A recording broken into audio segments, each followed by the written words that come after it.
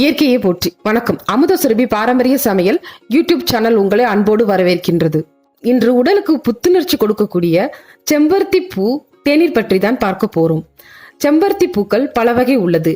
இதில் அதிக மருத்துவ குணம் உள்ள சிவப்பு ஒற்றை செம்பருத்தி பூவை வைத்துதான் இந்த தேநீர் செய்ய போகின்றோம். இப்ப ஒரு பாத்திரத்துல 4 டம்ளர் தண்ணி எடுத்திருக்கிறேன்.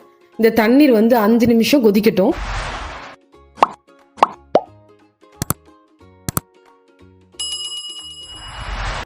இப்ப காம்பு நீக்கின 10 செம்பருத்தி பூவை சேர்க்க போறேன்.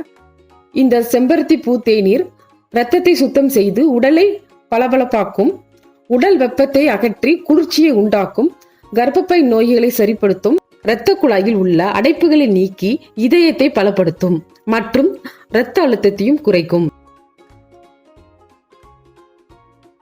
இத மிதமான சூட்டுல கொதிக்க வைக்கலாம்.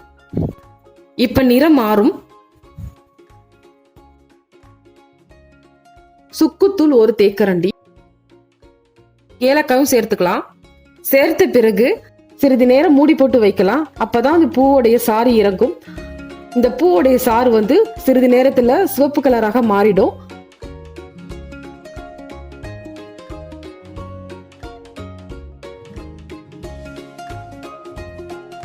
மாறின பிறகு தேவையான தேன் சேர்த்து பருகலாம்.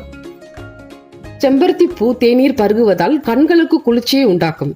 கல்லீரல், பித்தப்பை, நுரையீரல், இதயம், இரைப்பை ஆகியவற்றுக்கு சிறந்த மருந்தாகும். கல்லீரல் வீக்கம் மற்றும் மாதவிடாய் காலத்தில் அதிக இரத்த போக்கினை கட்டுப்படுத்தும். இது காசநோயை அதிகமாக குணப்படுத்தும் தன்மை இந்த தேநீருக்கு உண்டு. இரத்தத்தில் இரும்பு சத்தை அதிகப்படுத்தி இரத்த சோகையை குணமாக்கும்.